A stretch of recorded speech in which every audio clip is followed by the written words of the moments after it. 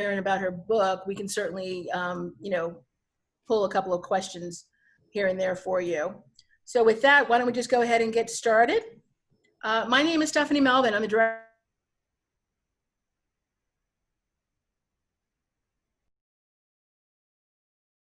I am not a juvenile delinquent.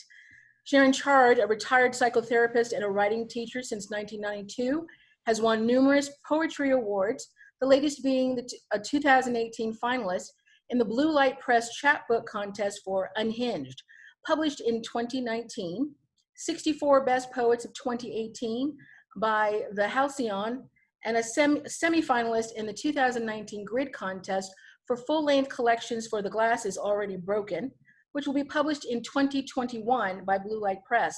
She is published over 80 times in journals and anthologies of poetry and prose, including Calyx, Mudfish, The Patterson Review, Ping Pong, Rattle, Poet Lore, Upstreet, and the Comstock Review, and has had 7 Pushcart nominations.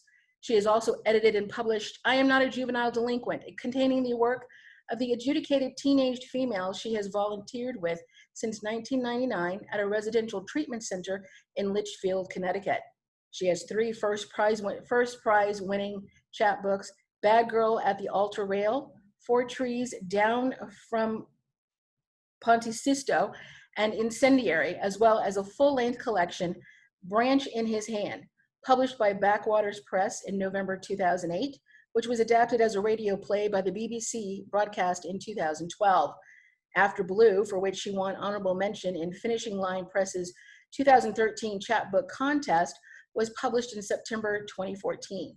She has been awarded fellowships to the Vermont Studio Center, Virginia Center for the Creative Arts, the MacDowell Colony, the UCross Foundation, and the Corporation of Yaddo. Her memoir, also titled I Am Not a Juvenile Delinquent, How Poetry Changed a Group of At-Risk Young Women, will be published by Mango Publishing in June 2020.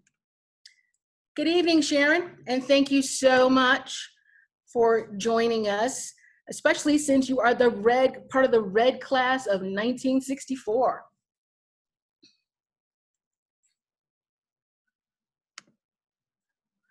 Oh, I'm sorry, Sharon, can you unmute yourself, please? I'm sorry. Okay, can you hear me now? Yes, yes, Okay. thank you. So once again, thank you so much for joining us to talk about your book, I Am Not a Juvenile Delinquent. Tell us a little bit about Touchstone, which is the facility in which you worked at with these young ladies, so our listeners can get an understanding about it. It isn't a rehab facility nor a prison, but it seems it was like an alternative program to the more stricter programs or correctional facilities. Yes, there weren't that many places for young women to go. The 2 were Long Lane, which was the detention facility for both boys and girls in Middletown, and the other one was the prison, Niantic, the women's prison, and they took girls as young as 14 there. It was a terrible, both of them were terrible placements because, as the girls told me, they just sat and did nothing, and they were sequestered at Niantic from the general population. And anyway, so a wise woman who worked for the Department of Children and Families decided that we needed some gender-sensitive treatment in the state of Connecticut. So she worked with a North American Family Institute to find a setting, which was this old mansion in Litchfield, and it was the first place for girls that there was, and it's called a Residential Treatment Facility for Adjudicated Female Delinquents, or adjudicated females. So all the girls there had charges. They were on probation, or they had charges ranging from pretty serious to not as serious. And then some of them were taken out of their homes for neglect and sexual abuse. And one girl, her mother was in jail, so she had no place to go, that kind of thing. So it was an alternative, and it still exists today, but on a much smaller level, I understand. Okay. And how exactly did you get involved? Because I know in the book you talk about how you approached Lori, the program director, about doing this program. And I have to admit, I mean, I read the book, it's fabulous. So if you guys want to purchase a copy, you can do so. We'll send a link to you. And I was really surprised that Lori just basically said, okay, sure. Is that what you want to do? Fine. Come in next Monday at 3 p.m. And I was like, whoa, wait. You didn't have to do a long proposal. You didn't have to explain yourself. I was kind of like, wow, that was pretty fast. Well, I'll tell you, and I had a long talk with Leslie today, who was a staff member that I referenced in that first part of the book, about reminiscing about our time there, and she's decided to do a lot of publicity for me, which is really exciting. But no, Lori was 26. She was literally just out of school. I'm not even sure. She might have had an MSW. I'm not sure she did, actually. I think she had a BSW, if there was such a thing. And she said she told me later, none of them knew what they were doing. Some of the girls locked her in a closet that first year.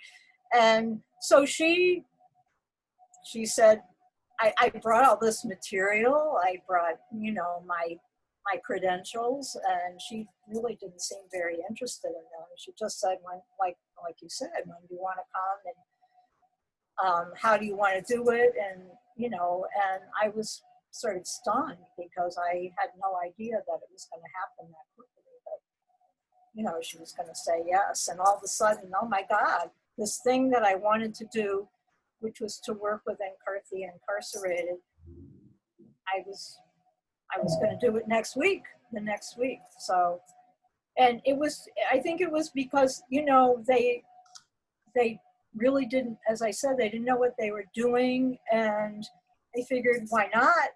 And then as it turned out, some people did come to volunteer and nobody stayed.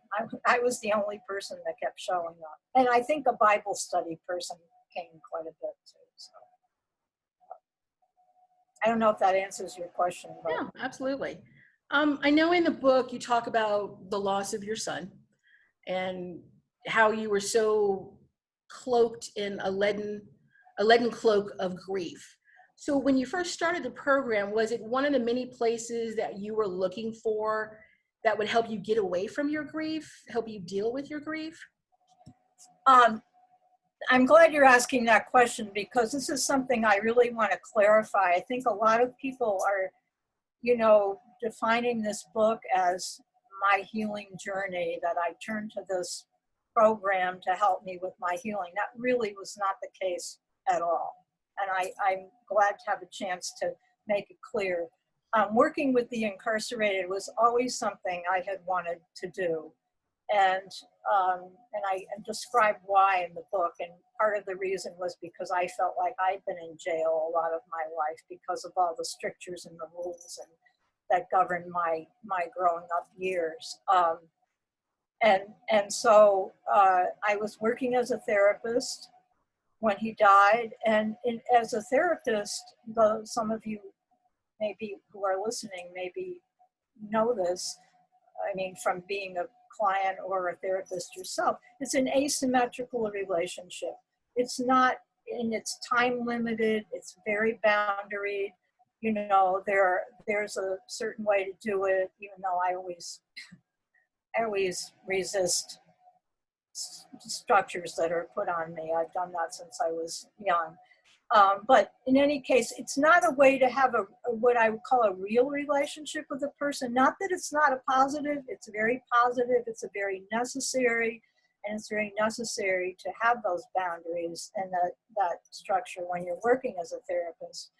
However, I think I was looking for something more more human. I wanted more human connection. And I, when I heard about this by accident, I was teaching a workshop at the Wisdom House Retreat and Conference Center. And Sister Joanne, I was saying to Sister Joanne, I said, I always wanted to work with the incarcerated, but Niantic is 2 hours away, and it's too much. I can't drive down there. I don't even know if they'd want me to come. I had been down there and done a workshop for a day, and it was one of the most moving experiences of my life. I mean, all we did was cry, all of us, the prisoners and me.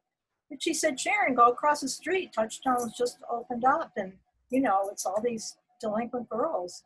And so that's how I came to it. And I'd been doing writing groups with women, white women like myself, for women of privilege, and and not that we don't need it. We all need all the help we can get, in my opinion. But I wanted to enter another world somehow, and boy, did I ever! Did I ever! I think when reading the book, I got the sense that a number of staff members really didn't like having you there. I always felt like there was the sword hanging over your head about to come down, and someone's going to say, that's it, you're done, you're out, even though you were volunteering So to did do I. this, of your time and everything. Why do you think the staff was, and the staff and the initial director hated you so much? Were they suspicious of you? Did they feel like the program wasn't going to help these girls? Well, the director supported me, thank God. If the director, that's Lori, the director hadn't supported me, I wouldn't be there. And Leslie, the staff member who ended up being the woman who was able to support the group every week after a while, after I had all these crazy people that were resisting everything I was doing. I talked to her this morning. I talked to Leslie because she's back in my life again. And I said, what was going on? Because she was privy to the staff members. She said, well, first of all, there was a group of people who resented my presence because they felt that the girls, it should be a punitive environment. They didn't believe in rehabilitation. They didn't believe in caring and kindness. They believed that they should be punished. And when I've talked to the coordinate Niantic, that's a lot of the way they feel there too. So that was one of the reasons. They were jealous of me, Leslie told me, because I could have a kind of relationship, or I seemed to have a kind of relation. Well, the girls really liked me a lot, so I could have a kind of relationship with them that maybe they weren't able to have or weren't supposed to have. And she said they were also threatened, which is something that hadn't occurred to me. I didn't put any of this in the book. They were threatened. The English teacher didn't speak to me for 5 years. I mean, they were all kids too. They were all in their 20s, and I was 57 at the time. And she thought I was encroaching on her territory, and they were threatened by the fact that I was a therapist, which they knew. And, none of them had any kind of training, although there were clinicians there. But they were also young. I mean, a 25-year-old clinician is not, she's got a lot to learn. So it was hard. I mean, one of the women would glare at me every time the girls would line up, and they had to walk in lines, and she just, oh my God, she hated me. It was hard. But Leslie would stick up for me in the staff meetings. I read that she would always, advocate for you in the meeting. Right. I have to admit, one part in the book I got mad at was about Hiram, one of the staff members would go to one of the staff meetings and simply talk about your group. Oh, these girls, they just sit around and they sleep. They don't do anything. And you were outraged when you found that out. I was outraged with you because it was like, wait a minute. Do you not see what she's doing? Do you not see how this program is helping? No. And you're just like, okay, no, it's not me, it's Sharon. Well, the girls got really pissed off when I write about that. The girls got really pissed off when they heard that too. And they said, we're going to do a confrontation on Hiram tonight. That's infuriating. We work hard in this group. We do a lot. And actually it was kind of good for them because they got to appreciate themselves more. Yeah, he was not very supportive. I have to admit, you seem to have gotten frustrated with so many times in the book with the girls. Did you feel like you were just going to walk away at any moment because you felt like you weren't reaching them? You felt like, okay, I've had it, I'm done. I'm walking out. Well, actually, I wasn't so frustrated with the girls. I was frustrated with the facility. I mean, I would plan all these field trips. Leslie and I were reminiscing this morning about I planned a trip to a Scared Straight program down at Niantic. And this is an example of what would happen. I mean, the girls were all for it. They wanted to come, but they depended on the staff to get them ready, to make sure they had the clothes to wear, that they were, and we needed a van. And where was the van? The van was at another facility.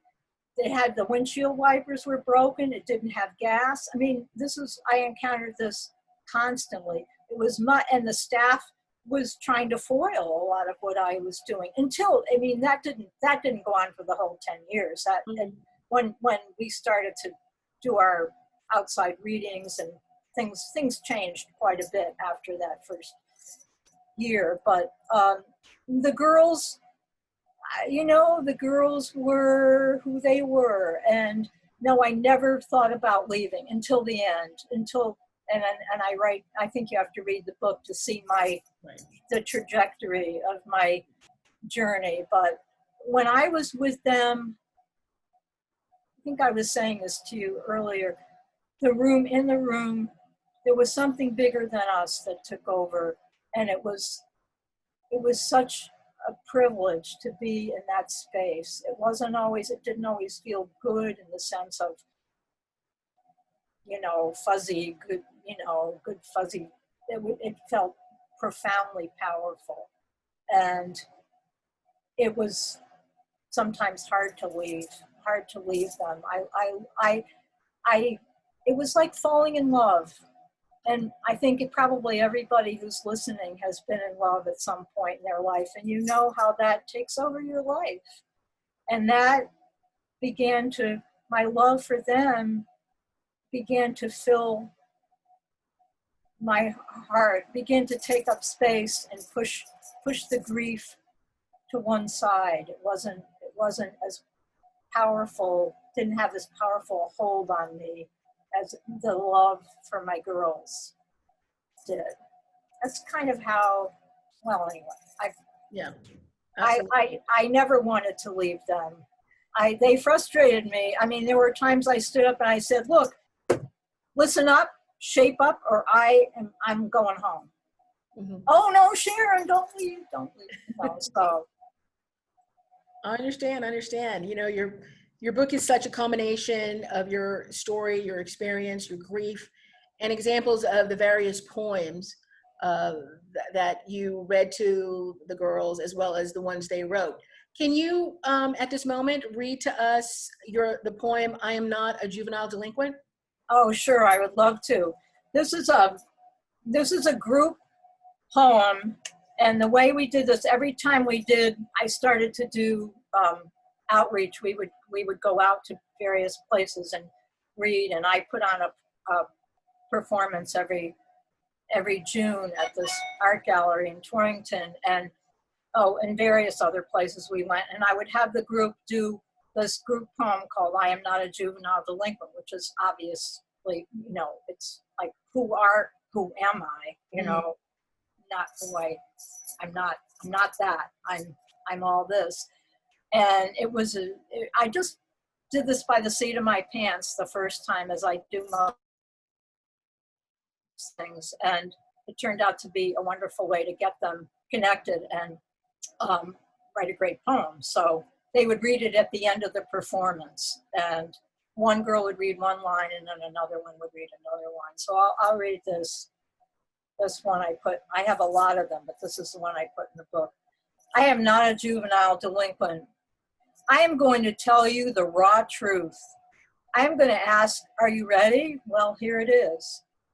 I am happy turned to sad, a whisper that keeps you screaming, a drug that keeps you fiending. I'm the person you pushed aside. I'm a girl who wants to die.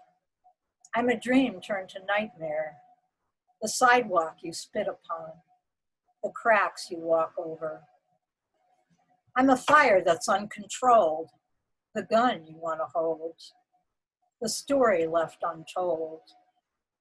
Some call me nice, Others call me bold. I'm the greatest of all achievements, but a person with a head full of air. I'm the girl next door. I'm a junkie. I'm a soldier ready for war. I'm the person on the corner making money. I put food in my family's mouth to eat. I'm not going to tell you what you want to hear. I'm smart and pretty. Nobody you need to pity. I am not who you think I am. I'm a wisher, a believer. I like to fantasize. I am a faker, a pretender, a young girl who hasn't gotten anywhere yet. A pair of jeans that just doesn't fit. My mother's on drugs. I am me, but maybe her. Where are you, Daddy? I'm the person who makes you forget what you enjoyed, but remember what you survived. I choked up. Thank you. Thank you. That Just look really there, it's not finished yet. Just look sorry. I always start to cry at this point. Just look into my eyes. Tell me what you see. Do not label me. I am, and then they all say their names. I am not a juvenile delinquent.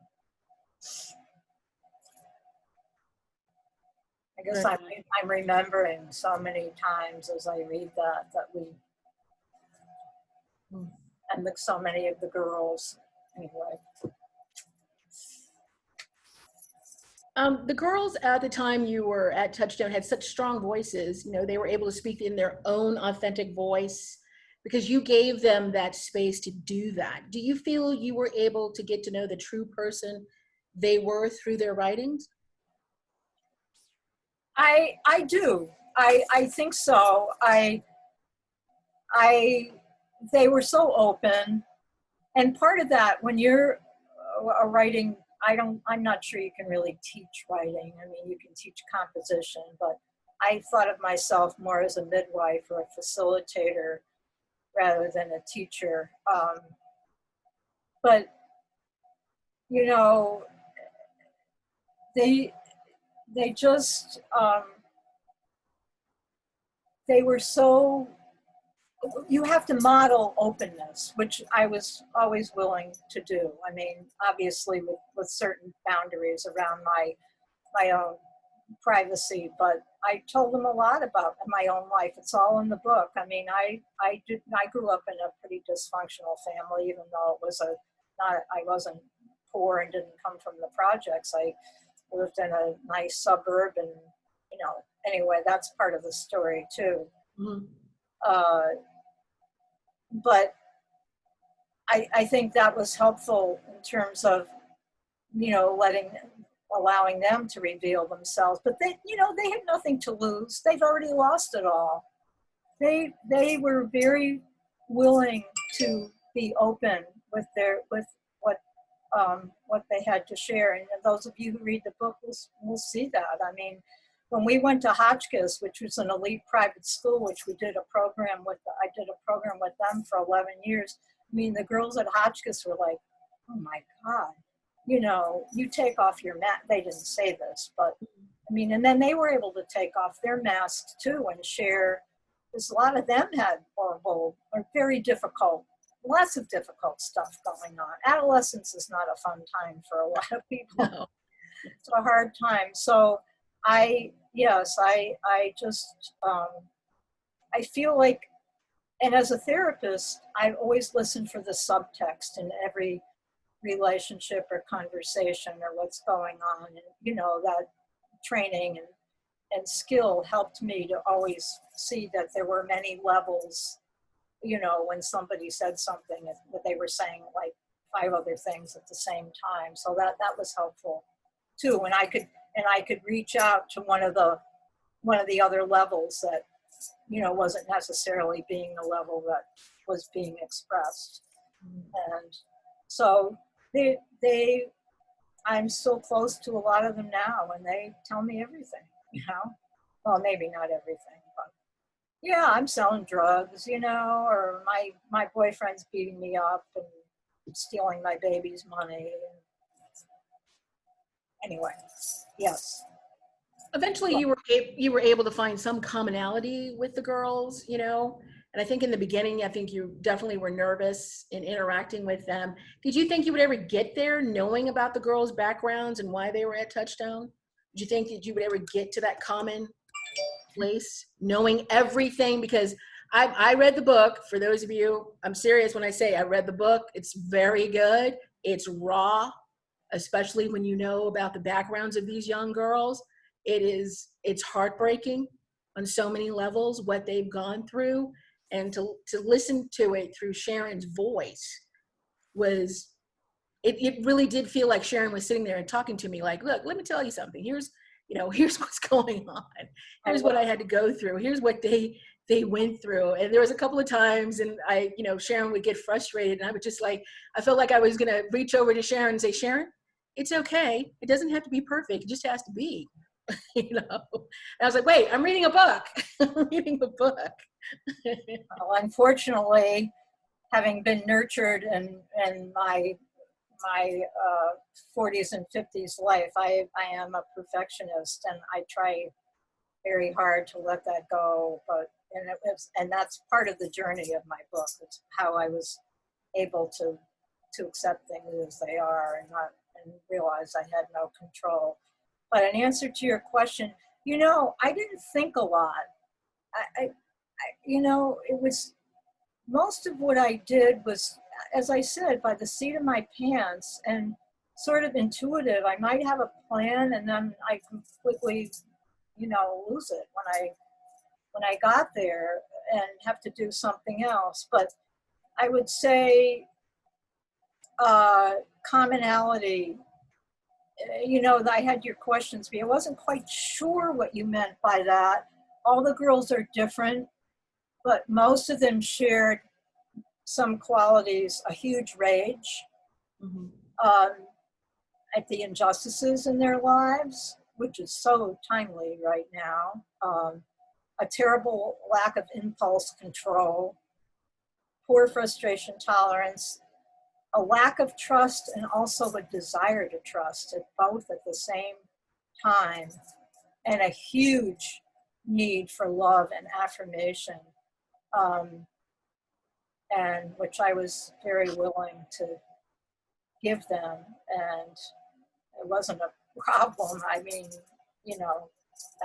and they could be very manipulative, but that comes from powerlessness. I mean, it's people who feel powerless who learn manipulation as a skill. You don't need that if you have power. Well, anyway, that's another. I don't want to go down that road, but most of them had been sexually abused, had been neglected, had early sexual experience was a fact of their lives, and not positive. I mean, so they did share a lot of things in common, but they were also each their unique individuals. Mm-hmm. Okay. But we were all very human together. I guess that's what I want to keep saying. Mm-hmm. I could bake them birthday cakes and bring them teddy bears and hug them and take them out remember taking them out to Chinese restaurants, and they would heap their plates with so much food. They couldn't get enough to eat, emotionally as well as physically. So I don't know if I answered that question well, but I think so. Yeah, absolutely. I mean, I know that you had some disappointments. I particularly looked at the Brisa, one of the young ladies. I got really frustrated with her because she just was showing up. She wasn't really participating. She was kind of sulking a lot of the times, wouldn't do the exercise. And yeah, I know that she had a lot going on, but it was just like, she just didn't really make an effort to try and participate and everything. And then eventually she drops out of the program. And I think I asked you earlier, what happened to Brisa after the program? well, I don't know what you mean. Well, she dropped out of creative writing, but Right. she still was at Touchdown, and then eventually she left. But she she was probably one of the most severely traumatized girls that was there. I mean, she probably needed much more intensive support and therapy and everything than she was getting there. Her brother was in jail for murdering 2 people and a dog, I think. And when I read prison writings from people in prison, she really perked up. There's so much that's not in the book because we have to cut stuff. And, you know, she was just so wounded that, you know, I think it was just for her to get up and get dressed and get herself, you know, from place to place took a lot of energy. And she'd been a severe drug user, so I guess she went off grounds for her brother's trial, and she went AWOL and was, went and used drugs again. So, you throw out seeds, and some of them hit fertile soil and some of them hit dry soil. And you cannot, when you're doing this kind of work, and I'm sure there are many people listening to me who have done social outreach and work in social justice, and you can't have an agenda. You just have to be. One of the chapters is called "A Raindrop in a Gale," and I think that's the way I would describe. Mm-hmm. You have to listen carefully as you can, to what the community that you're involved with says they need, rather than imposing what you think they need on them.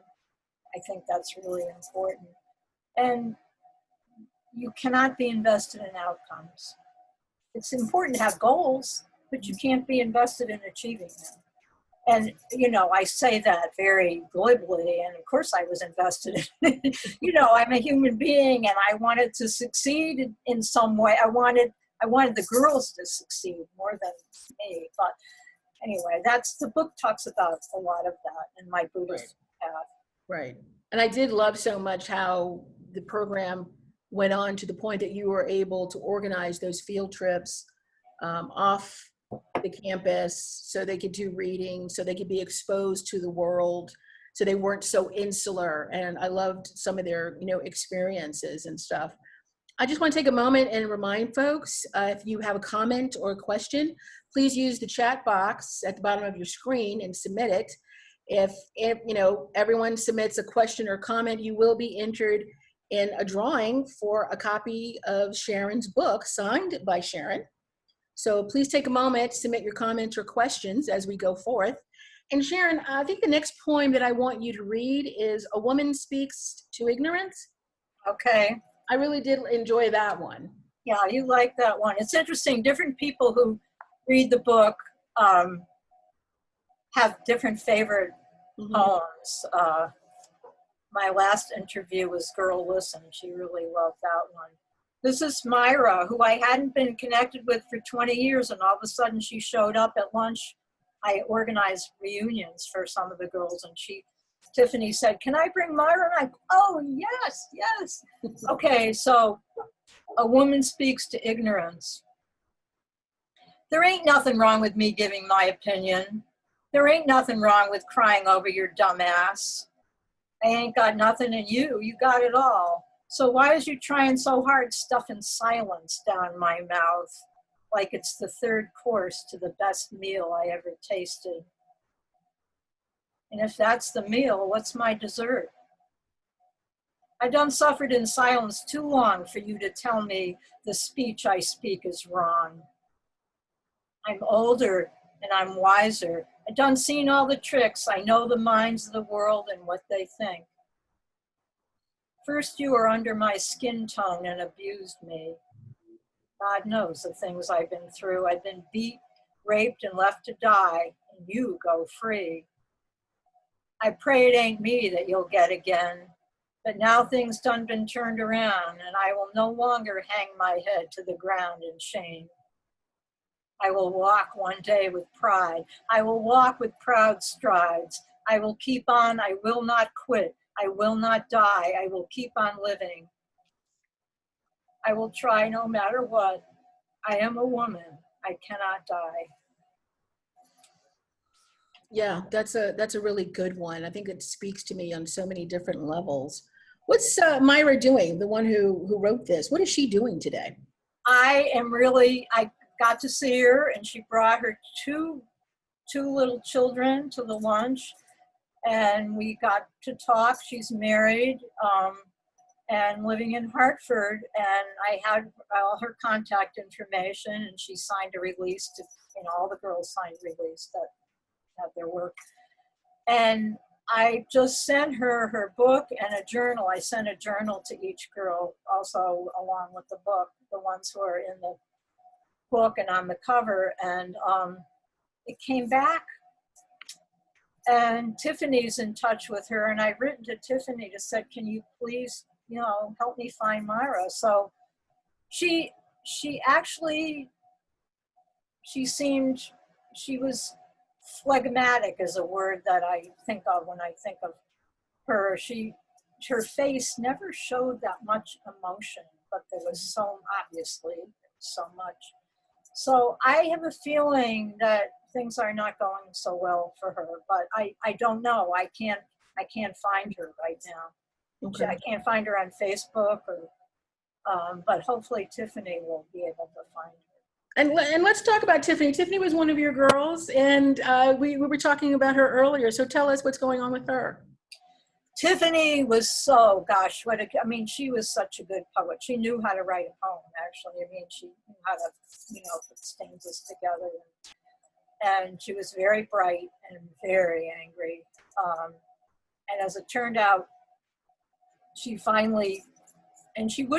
didn't connect with the other girls. They kept getting on her case all the time saying, you have to connect with us. And she's like, I'm going home. I don't care. I don't want to. But it turned out that she'd been sexually abused by her uncle, and that she finally revealed that in a poem, which is in the book. And we had I think we were on TV before our performance, and she read the poem, and it was out to the world, and that made a big difference, I think, for her. It can be a relief, when you've been a victim of sexual abuse, to speak, as we all know, I think. And now she has a baby, Harlan, who's a year old. She graduated from college. She is a teaching assistant in a life skills program in a high school in Hartford. And she's got a partner, a supportive partner, who's the baby's father. And she's doing well. She's good. Relationships with her family are positive. So she's doing well.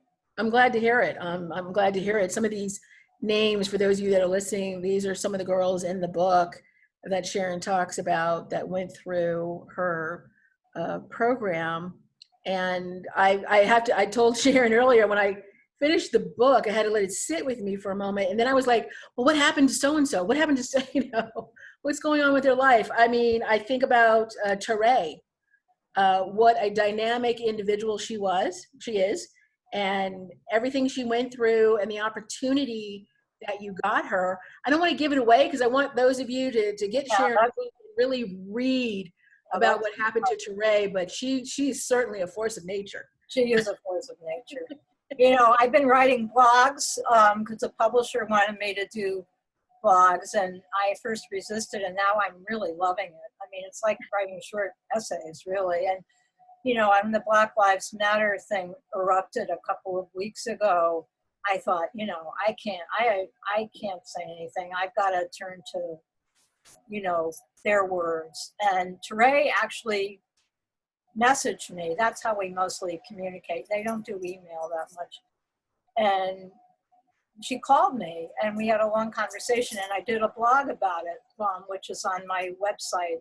And used some of her poems to describe what was happening. And she talked to me about, she said, yes, Sharon, this has been happening to me my whole life. I'm followed wherever I go. She drives a car with tinted windows, which is evidently something police pick up on right away. And she's a very large, commanding Black presence. And she also said during that, she said, I'm just used to it. It just sucks, but it's the way life is for us. And anyway, she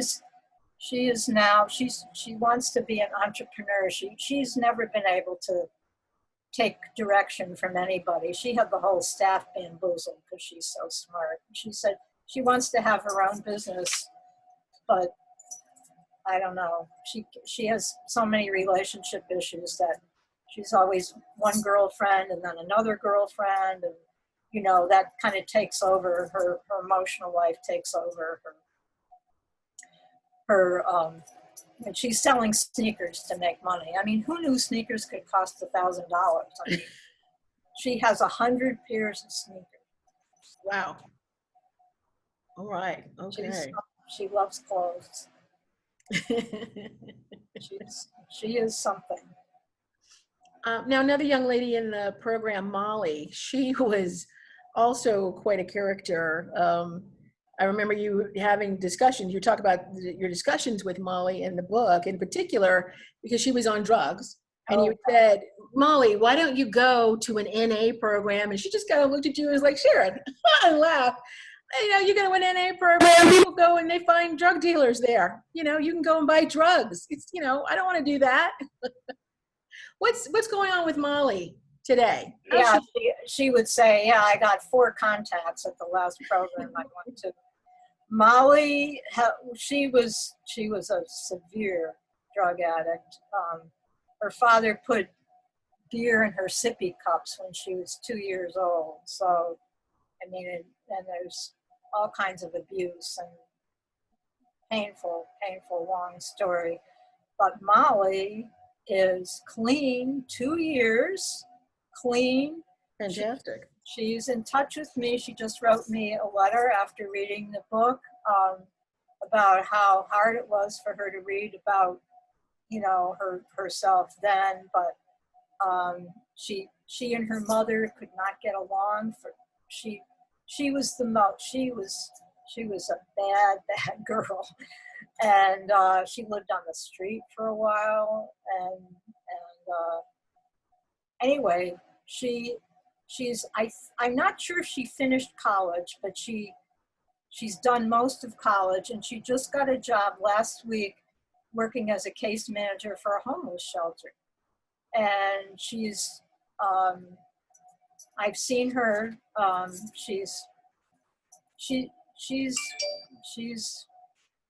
She's very involved in NA, and she's working the steps. But as anyone who knows an addict and loves an addict knows, and that's part of my story here with her, they can slip at any time, and it's tenuous. I mean, 2 years isn't a very long time.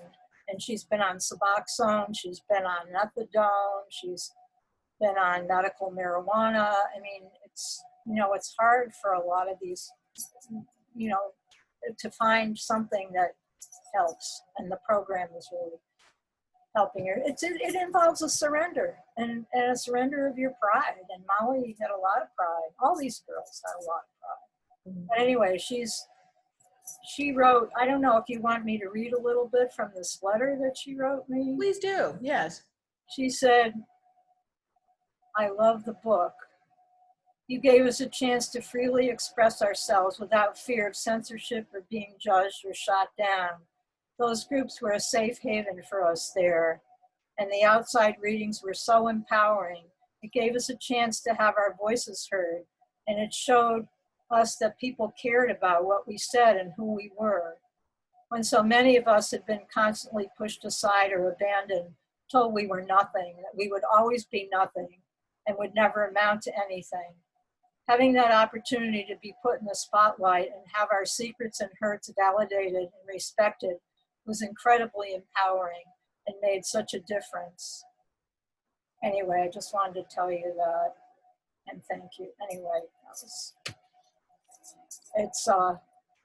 it was wonderful to see how they responded, blooming in the spotlight of affirmation that the audiences gave them. I think that was, despite how hard it was to get all those performances to happen, that was one of the best things I could offer them.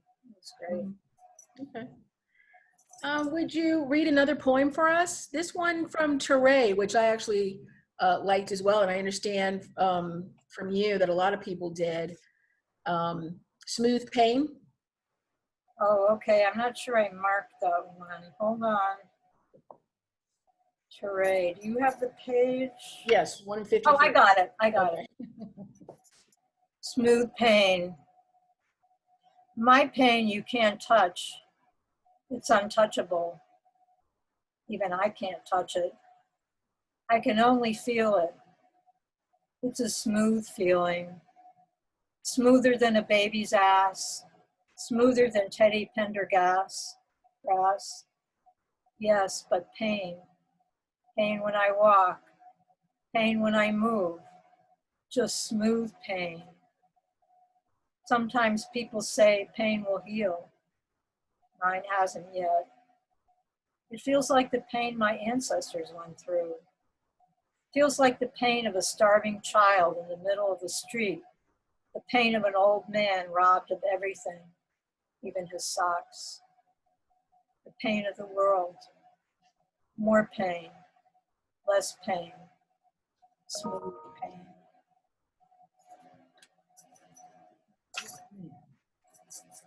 And now that you're out of the program and you're still in touch with the ladies, the women now, women over the years, Yes. how do you feel now after being away from Touchstone and Hotchkiss after all of these years? Well, I think a lot of feelings, a lot of mixed feelings. I think the book tells the story of how I came to understand that there's a time to leave. There's a time to end things, even though I actually continued for 6 years after the book ends with the Hotchkiss program and the Touchstone program on a more not as regular as coming every 2 weeks. I think I feel relieved. I think I feel complete. I miss it sometimes. And actually, I've been approached by Wyoming School for Girls in Sheridan, Wyoming. I was at a residence out there, and they, starting next week, they want me to do, it's a facility exactly like where I worked, and well, mostly with white girls because Wyoming's a very white state. And I'm going to do 3 Zoom workshops, 3 different ones with the girls of Wyoming. So it's kind of perfect to get my toes wet again and do a little something, but not have, after all, I'm 78, you know, it's like I need to maybe, although it doesn't look like I'm going to be resting a little at this point with the publicity that I have to do for the book, but, you know, to enjoy some of the peace that I achieved by doing some of this work. So it's mixed. I mean, I love connecting with the girls, women, they're all women now. And I know I couldn't do what I did back then because the facility isn't what it was. And in Connecticut, and there's a general movement to take girls and kids out of facilities and treat them in their homes, which I had mixed feelings about. There's something very positive about a group of young women being together, and there's a feeling of safety there that they didn't always have in their own homes. So anyway, mixed feelings, but mostly okay, because I knew it was time to leave when I left. It was time to end what I was doing. I needed to do that. Okay. It looks like we do have a couple of questions that have come in. Carmela writes, curious, regarding sexual abuse, do you advocate that the victim should report the abuse to authorities even if the abuse happened more than 10 years ago? Oh, absolutely. But, I would not, I was, well, of course, I'm a mandated reporter as a therapist and, in my role there, but the place was filled with mandated reporters. So one of the wonderful things about being a volunteer in this facility as opposed to working in my therapy practice was that the facility had the clinical support for the girls. If they were feeling fragile after having revealed something big in their poems that day and or just talking about it, I knew there was a safety net for them that I didn't have to supply. If it were my own clients, that's a whole other thing. And I would have to, work with the client to talk about reporting, that the abuse needed to be reported. And, but they, if it's a child, you have to report. Mm-hmm. And I have mixed feelings about that. And especially when I was working in the school, because a lot of times the people who came out and did the interviews and who were supposed to be supportive to these families did not do a very good job, and it was very upsetting to me. But still, it's a very fraught, fragile situation. We all know about the complaints that are being made about the police now, and a black girl reporting sexual abuse to a white police. Anyway, it's fraught. It's fraught. But I would always encourage them to do that. Mm-hmm. For sure. Okay. Marie writes, were any of the achievements of your program ever recognized by the staff to the point where some became advocates? Yes. After I published the book, I mean, and we had a movie made. Young filmmaker came up from New York and did a movie, and Touchstone started to. And I made a poetry festival every summer where I invited the community and my women poets who are my friends to read with the girls, did all kinds of things. They suddenly yeah, this is good. I mean, this woman is putting us on the map. There were articles in the paper. And so, yes, they did come to appreciate, and we had better directors. Or nothing against Lori. Lori was wonderful, but directors that, were able to be more perhaps experienced and skillful in how they organize the facility. And the staff, there were still resistors on the staff, but they mostly came to see that what I was doing was valuable. And then there were some wonderful staff members, absolutely wonderful. I acknowledge them all in the book. Jen Block, and Jess Clow, and Donna and Kenesha, who are still there, and, fabulous people, wonderful people. So, and we became very close. It was like, we were like in a war zone, I mean, we were dealing with so many crises all the time. We, just hard stuff. They much more so than I, much more so than I. Well, I must say, I spent 2 days reading the book, and it's not that I couldn't do it in a day. It's just that life kind of interferes from time to time, but it was such a good read. And I enjoyed reading about the program. I enjoyed reading about the young women that you highlighted throughout your program. It's a wonderful read. I do recommend it to everybody. We will be sending everyone a link to Sharon's bookstore so you can purchase the book, a signed copy of the book. And you too can read about Tiffany and Teray and Molly and all the other young women, as well as Sharon's journey through bringing this program to Touchstone. I appreciate it very much. It affected me, and the poems are absolutely fantastic. These young women really do have some creativity in Absolutely. them. They had a way of speaking to truth. Yep. I love the fact that your book is actually coming out at a very timely time with everything that's going on in the world, so that people can hear the voices of young women of color and the way they felt about being marginalized, you know, and there's a lot of rawness in the book. And I'm glad to hear from you that some of them went on and were able to do things with their lives, to be successful in their lives, so that it wasn't always tragic. And I appreciate that. Like I said, reading the book, I felt like you were standing or sitting next to me, and I was just like, Sharon, you know, calm down, or what, you know. And I was like, wait, this is a book. This is a book, so calm down, Stephanie. So, and you know, I certainly do appreciate it. Frank Smith Jr. writes in, Sharon, if you had the opportunity to write this book again, what would you do different?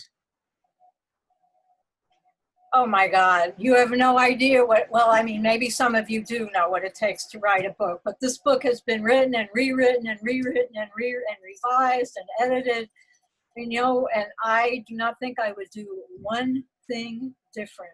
I have gone through this thing with a fine-tooth comb. I mean, I had an editor help me in the beginning. I didn't really know how to write a book when I'm a poet, you know, and know how to write a prose book. And then, you know, the editing process was profound that the publisher put me through, that my editor put me through. I had 75,000 words, 85,000 words I had to cut to 70.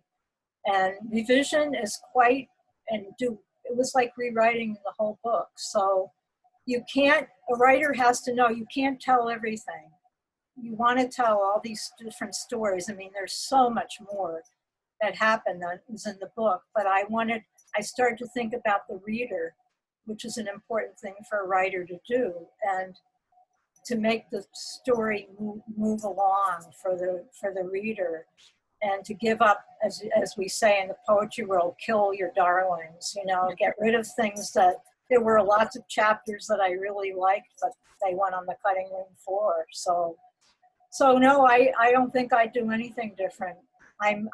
It's amazing. As a perfectionist, I'm actually pleased. I fought with the publisher about a number of things, about the size of the book, about the font, about some of the design, about the cover, which I hired a professional illustrator to do, and I think he did a great job. And so it was a huge undertaking. In fact, I think I probably do a collection of essays again. That's my next book, or poetry. I got another poetry book, but I don't think I'll do another book like this. There's not another, I've told the story. Yeah, there's nothing more to say. Right. Connie writes in, did the girls also work with an art therapist? And thanks for a fascinating presentation. Oh, thank you, Connie. We tried to bring in, especially after I came, because I knew so many creative people in the community, we tried to bring people in. Yoga didn't work at all. They liked dancing.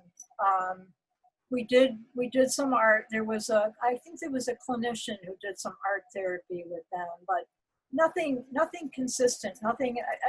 It would have been a great thing to do, but you needed somebody to do it. And I think, there definitely was some art therapy, but spotty. I think it lasted for a little while, and then whoever was doing it either left. The people were always coming and going all the time, which I thought was terrible for the girls because they had no facility. So. Okay. Well, it looks like we're going to be wrapping it up. So Sharon, if you would you read one more poem for us? I will read one more poem for you. And, sorry. I wanted to read what I want my words to do to you. And this was a prompt that Eve Ensler used when she worked in the Bedford Hills prison writing. Eve Ensler, a famous playwright. And that was the name of her program. And there was a prompt that really worked well. And this poem is by Shaniqua. who's one of the girls on the cover. She's this one right here. Oh, okay. Uh, Okay. when I speak, I want you to listen. Every sentence, every breath, every pause. I want this to sink inside of you. I want you to know what type of shit I go through, what kind of life I live, the battle I fight from day to day. When I speak, I don't want your sympathy or your pity or your everything's gonna be all right. Why cry if this ain't your life? Just listen, marinate in what I say. When I speak, I want to be visible, undressed, alive. Living in your spirit, floating in your bones. I speak the truth, the whole truth, and nothing but it. Don't say a word. Hush your mouth. I'm not finished yet. Hear me out this one time. Don't shut me down. I tell you this is visible, indelible. Don't be in denial. Open your mind, open your heart, open your wings.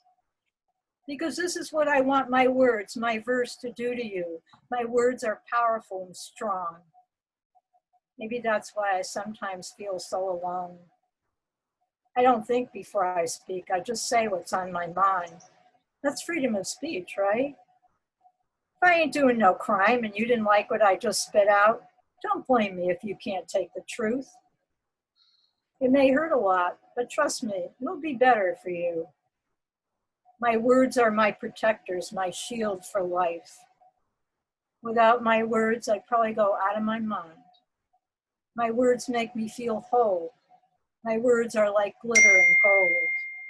My words to you may be nothing but lip.